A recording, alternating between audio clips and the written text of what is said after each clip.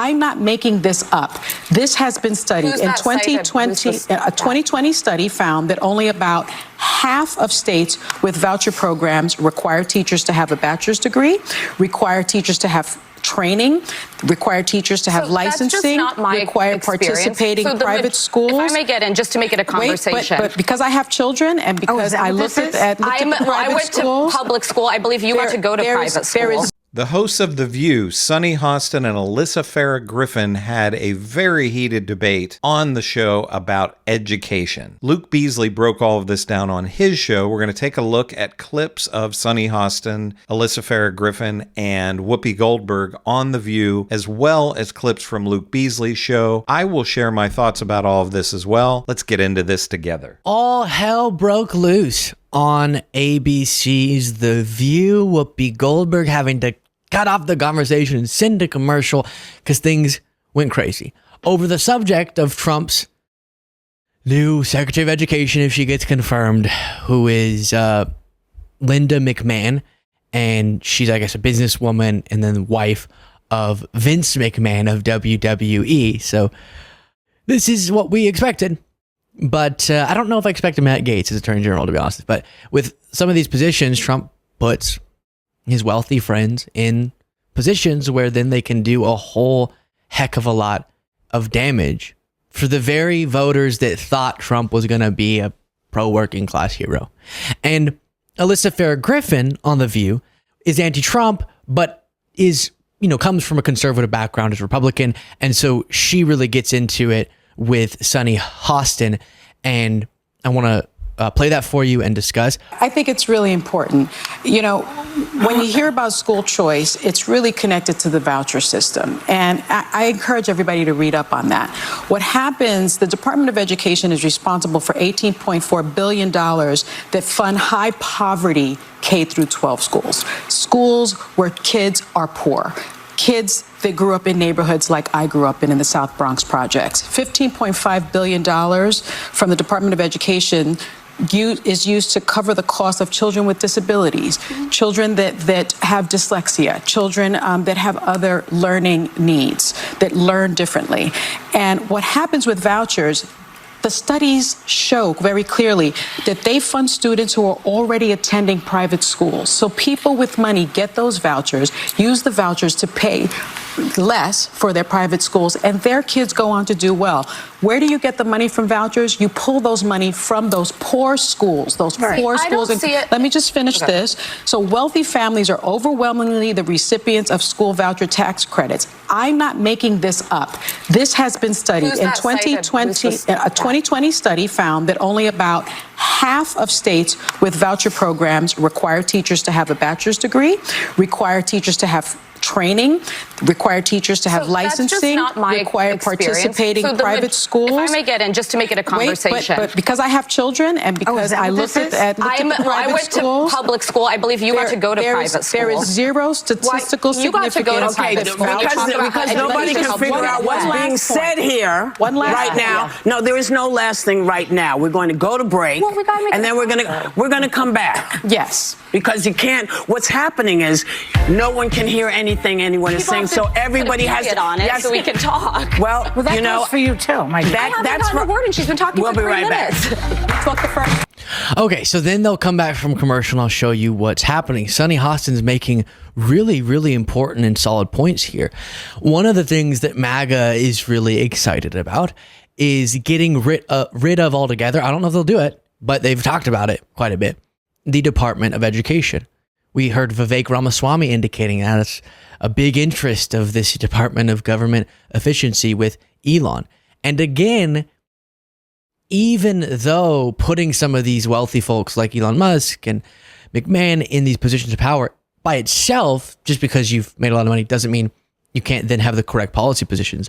But as we learn their policy positions, it further reinforces that somehow Trump has convinced a bunch of working class people that he's their warrior, and then he's putting in oligarchs into positions of power that then roll back progress we've made and implement policies that really harm the very voters that gave Trump the power to do that. And it's crazy he's been able to convince a population of people that him and Elon are going to, him and the richest person in the world are going to look out for them, when obviously even Elon's presence in this administration is going to be for Elon. He's going to.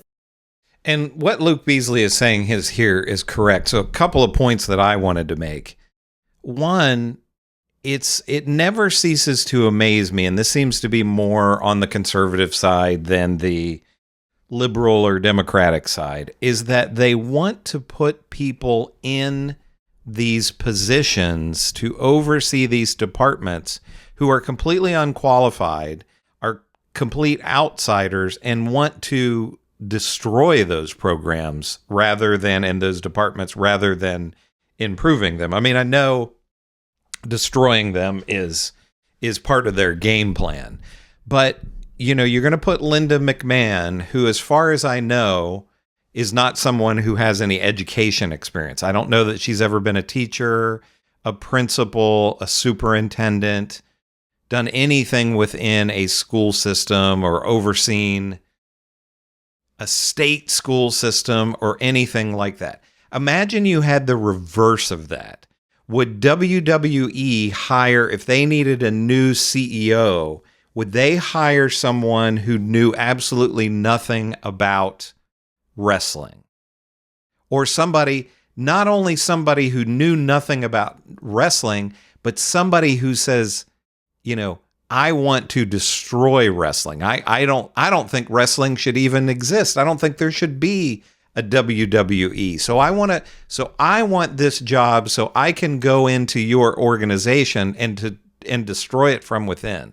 What other profession or area of society would anybody ever do that other than politics, where you have these right-wingers wanting to destroy these departments? The other thing that I wanted to say, we'll get more into the exchange between Alyssa Farrah Griffin and Sunny Hostin, but Alyssa Farrah Griffin keeps saying that she went to public school, and she's saying you went to private school, meaning Alyssa or Sunny Hostin. So Sunny Hostin, because she went to private school, if she did, she's not allowed to have any kind of an opinion on public education. I went to private school K through 6, and then from 7th grade through the end of high school, I went to public school. Both of my parents were public school teachers. They're retired public school teachers now. So, you know, I went to both. I attended private school and public school. I definitely have opinions about public school, even if I had gone K through 12 to private school. I don't think that would make my views on public education completely invalid. Figure out how we can leverage that power in his own interest. And that's what Trump did last time, was helping out his wealthy buddies with tax cuts that disproportionately benefited them. And so then here with education, getting rid of the Department of Education would have the effects that Hostin talked about. And always, while they'll have this nice sounding sort of general vague argument, like, you should have the choice. Oh, we're going to have the choice to send your kid to a better school. So often, it actually, when studied and when tried, just hurts those who are already struggling to get ahead. And we'll talk more about that after playing this. Here at the table. Yes. And we're having a conversation. Yes. And we're going to go back to it. But before we do, I just want to say, this is the beauty of people who have different opinions. Sometimes it's messy. Sometimes we're messy. And I don't know if you noticed that when I came out this morning, I had trouble trying to figure out, because there was nothing in the thing. In the process. There's something in the air. So just know something is chewing on us. Yes. You know what's in the air, Whoopi? What's in the air? Trumpism. We lost the election. Wait a minute. We lost the election. We're miserable. Half of this country is miserable. And let's just tell the truth. We hate that he won. We hate it. And everybody's uptight and crazy right now. Well, then I'm going to say to that machine over there, you stop blaming me. You do what you're supposed to do. You bring up the words I need to say. So what I need to say is we're going to go back to the convo that we were having. Must we? All right, go ahead. I'm not going to say I hate that he won. I don't feel that way, but I do want to be very clear-eyed about the policies. And so the last point that I was going to make is there is zero statistical significance that voucher programs improve overall student success. In fact, it's quite the opposite. Research has shown that students who use voucher programs to leave a public school and then attend a private school do worse academically, but especially Linda McMahon, in math and who is English. going to head the Department of Education, gave $21 million to Trump, and that's why she's in that position. If I could just... I mean, Joy Behar is 100% correct about that. This is just about the people who funded Trump and his rich buddies. Spot to that, Oz won 5 Emmys, and that's why he's in that position. I personally worked on the DC Opportunity Scholarship Program when I was working in Congress. And that program alone, which is a charter school system, it experienced a 21% increase in graduation rates. There are conflicting statistics, but according to Morning Consult, the majority of Americans support health savings account, vouchers, and the taxpayer money following the students. It is my belief, as somebody who grew up in the public school system, believes in it, and was grateful to be in a really good school district. If you're in a school that's falling behind and your parent wants to give you the opportunity to get a leg up, your tax dollars should follow you. Question, but you're a school charter person, and this is part I don't understand. Doesn't it come down to less the result and more the choice of isn't the fight for the parents to say they choose it? Is that what most people are supporting? It's simply that a parent should be able to make the best choice for their student. But I also think that there are schools that are falling behind. It doesn't mean they don't deserve education, but I don't think students should be victims of a falling behind school. Their life. All right, so I'll stop it there and then play the last bit. And it ends in a sort of wacky manner. But what's being discussed there, you can just get us all on the same page. The voucher programs, I know many of you know what's being referred to, but the reason it polls nicely is because what's being argued is your money, your tax dollars currently go to the public school in the district that you live in, right? And so people do have the choice to go to a different school if they want to go to a nicer private school and a religious school, whatever. It's just their tax dollars will still go to the public school in the district they live in, right? So then what's being argued by Republicans and what becomes a part of this broader, let's privatize education altogether, let's get rid of the Department of Education and continue this effort, is that you have, instead of your tax dollars going mandated to public schools, and then you can choose what you do. Do you go there, but do you go somewhere else, but your money's going there? You have a certain amount of the taxes that you're paying, you have a voucher that you can bring it to any school, right? Whether it's a charter school or anything else.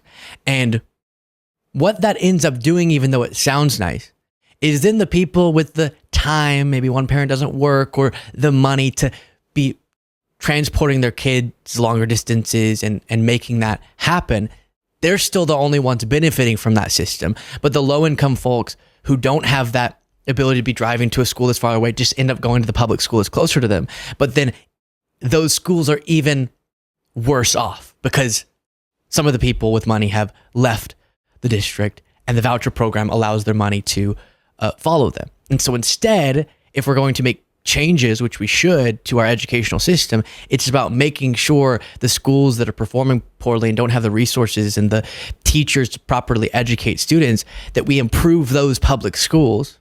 And then if you're not happy with that and you do have the ability to go somewhere else, good on you.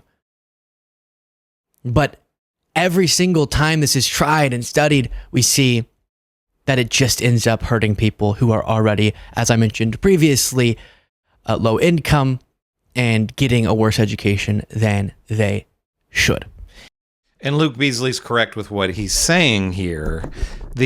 Some of this is purely ideological. They want to, you have right wingers who don't believe in the idea of public education at all. They want it to be private education or even religious education where they're teaching the Bible. They're trying to teach the Bible.